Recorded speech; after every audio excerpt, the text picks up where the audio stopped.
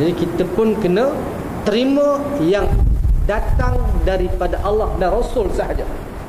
Yang bercanggah kita kena menolak dan kita kena menentang. Tak boleh kita menerima.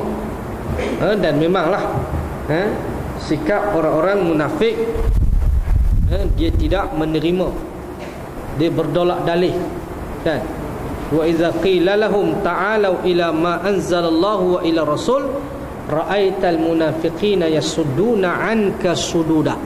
Dan apabila dikatakan kepada mereka, ayo marilah kepada apa yang diturunkan oleh Allah dan kepada Rasul, kamu melihat orang-orang munafik menghalang kamu dengan sebenar-benar halangan.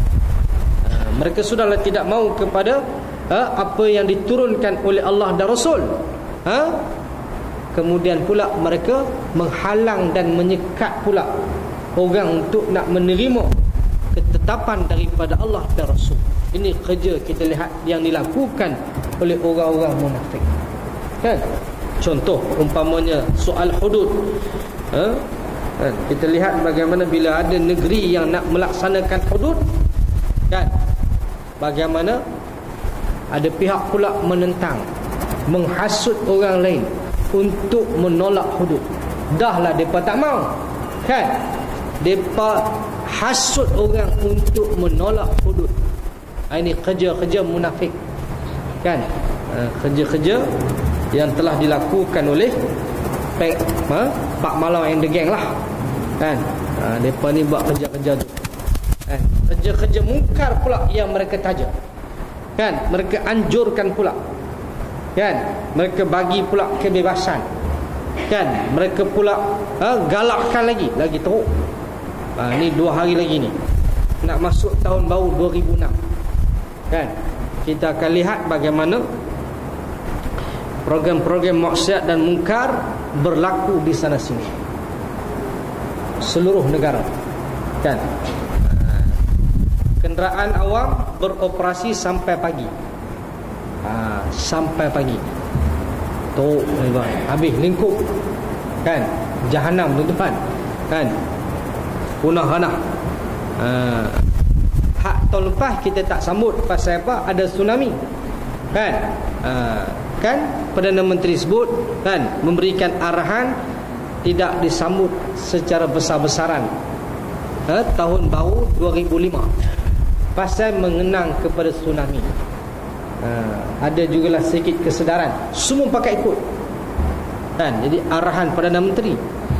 Tapi sekarang ni Perdana Menteri duduk senyap lagi. Bahkan dia pun join sekali sama, ikut juga, kan, menyambut tahun baru. Pesta seks, pesta muzik, pesta arak akan berlaku, tuan-tuan. Ni punah ranah habis, mungkar dan maksiat. Ni yang kita bimbang ni, kan? Bukan kita yang bukan balak cari kita, kita cari balak, kan? Kita cari balak tu yang payah. Allah Ta'ala dah ingatkan, jangan kita melakukan maksiat, Allah marah, Allah murka, Allah akan turunkan bala. Wattaqu fitnatan la tusibanna alladhina zalamu minkum khassah wa'lamu annallaha syadidul iqab. Dan takutlah kamu kepada fitnah, yakni bala yang tidak hanya ditimpakan kepada orang-orang yang melakukan kezaliman di kalangan kamu sahaja. Dan ingatlah, ketahuilah bahawasanya azab Allah sangatlah keras, dahsyat. Dan jadi sebab itu kalau balak tu dia ditimpakan kepada orang yang buat maksiat, itu berbaloi lah juga. Yang tak buat pun kena, tuan-tuan. Pasal apa? Pasal Allah mahu agar orang yang tidak melakukan maksiat jangan membiarkan perkara itu berlaku, jangan mengiyakan perkara itu berlaku. Maka dengan sebab itulah Islam, Allah Ta'ala menyuruh kita untuk mencegah kemungkaran. Sebab mencegah kemungkaran itu merupakan suatu tuntutan, kan? Suatu tuntutan juga yang mengangkat, kan, manusia, umat yang mulia, umat yang terbaik, antara sifat umat yang terbaik itu, kata Allah, kuntum khaira ummatin ukhrijat linnas ta'muruna bil ma'rufi wa tanhauna 'anil munkar wa tu'minuna billah. Kamulah sebaik-baik umat yang dilahirkan kepada manusia, kamu menyuruh kepada yang ma'ruf dan kamu mencegah daripada yang munkar, dan kamu beriman kepada Allah. Maka dengan sebab itulah Allah Ta'ala dia tidak timpakan balak kepada mereka yang maksiat saja, kan? Allah Ta'ala akan timpakan balak kalau sekiranya orang yang tidak melakukan maksiat mendiamkan diri, membiarkan keadaan itu berlaku. Tak boleh. Itu sebab Yahudi Bani Israel, kan, pecah kepada 3 golongan. Pecah kepada 3 golongan bila mana ada di kalangan mereka yang melakukan kemungkaran, kan? Jadi satu golongan melakukan kemungkaran, itu memang dah punah lah. Kemudian golongan yang kedua pula, golongan yang membiarkan kemungkaran berlaku.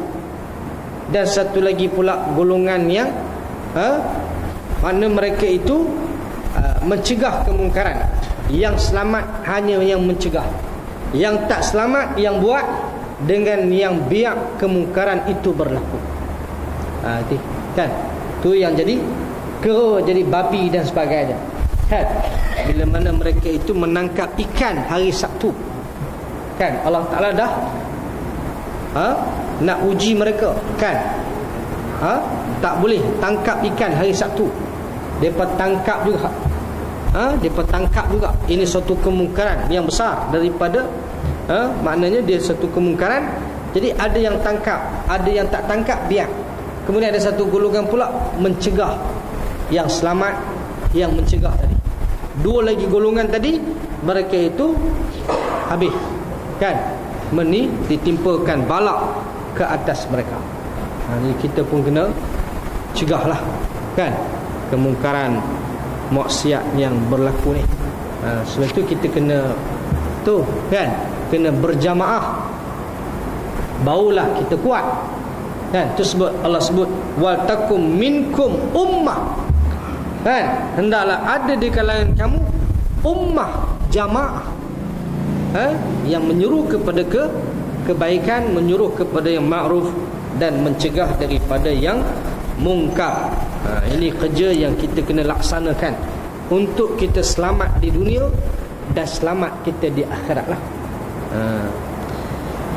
Dalam satu hadis daripada Aisyah disebutkan, wa rahimallahu nisa'al ansar lamma nazala qaulullahi ta'ala wal yadribna bi khumurihinna ala juyubihin wanqalaba ar-rijalu ila ahlihim yatluna alaihim ma anzalallahu qamatin nisa'u ila murtihin fashaqqaqnaha fa'tajarna biha tasdiqan wa imanan bima anzalallah fa asbahna wara'a Rasulillah sallallahu alaihi wasallam mu'tajiratin ka'anna ala ru'usihinna al-ghirban.